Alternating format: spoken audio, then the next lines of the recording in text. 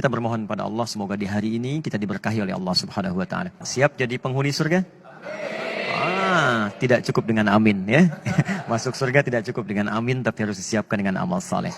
Karena itu di episode kali ini kita akan belajar tentang satu amalan penghuni surga yang biasa dikerjakan khususnya di waktu-waktu Ramadan. Apakah amalan itu? Kita akan bahas di episode kali ini dan tidak banyak orang mengetahui amalan yang dimaksudkan. Ya, kita akan ambil Quran surah ke-51 ayat 18. Quran surah ke-51 ayat 18 paling kanan pertengahan.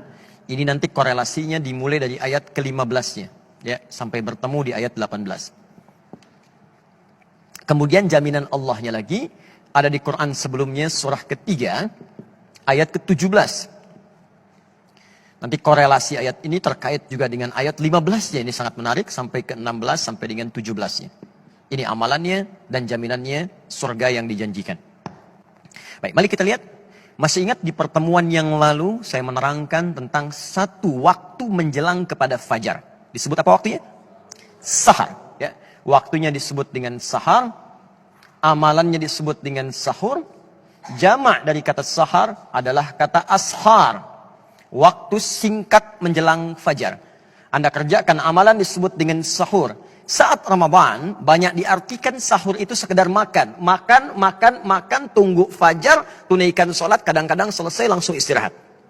Padahal ada rumus dalam Al-Quran yang kalau rumusan ini dikerjakan kata Allah, maka itu penanda bahwa dia adalah, calon ahli surga yang sedang beraktivitas di bumi. Siapa mereka itu? Perhatikan Quran surah ke-51 ayat 18. Wabil ashari hum yastaghfirun.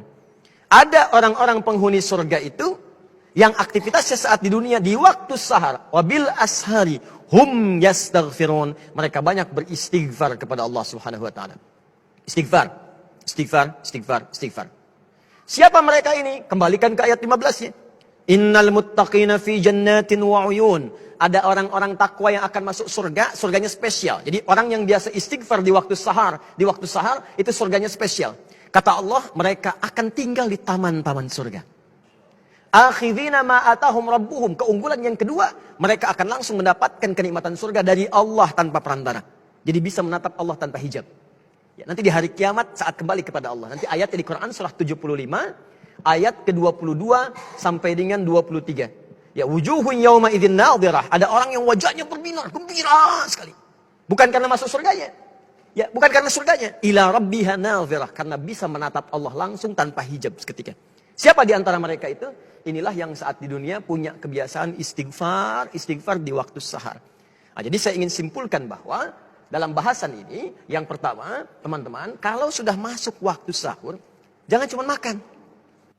Makan, selesai. 10 menit, 20 menit, begitu selesai. Duduklah Anda di ruang tengah. Datang bersama keluarga. Lalu istighfar kepada Allah Subhanahu wa taala. Astagfirullah. Ya Allah, saya minta ampun ya Allah. Jika Anda bisa kerjakan itu, maka hadisnya hadis qudsi. Diriwayatkan oleh 30 orang sahabat senior, jalur pertamanya. Ya, Nabi mengatakan, Allah berfirman, kalau sudah datang akhir-akhir malam itu menjelang fajar, maka Allah kemudian turun ke langit dunia dan menyampaikan kepada hamba-hambanya. Perhatikan kalimatnya. Ya ibadi, siapa yang di antara hambaku? Hambaku. Siapa yang minta, aku kabulkan. Siapa yang berdoa, aku jawab.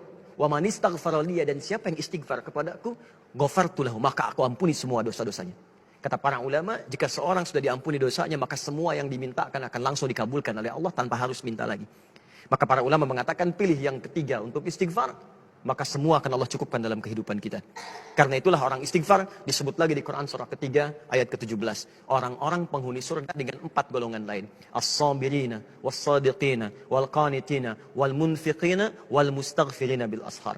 Kata Allah, ada 5 golongan yang dapat anugerah di surga dengan dapat keriduan Allah yang paling besar.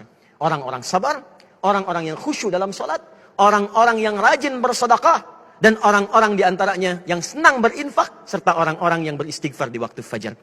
Maka kalau tak mampu Anda sabar, rajinlah sedekah. Tak mampu bersedekah, maka rajinlah Anda khusyuk dalam salat. Tak mampu khusyuk dalam salat sepenuhnya, maka istighfarlah. Mudah-mudahan dengan itu Anda mendapatkan surga yang dijanjikan, insya Allah.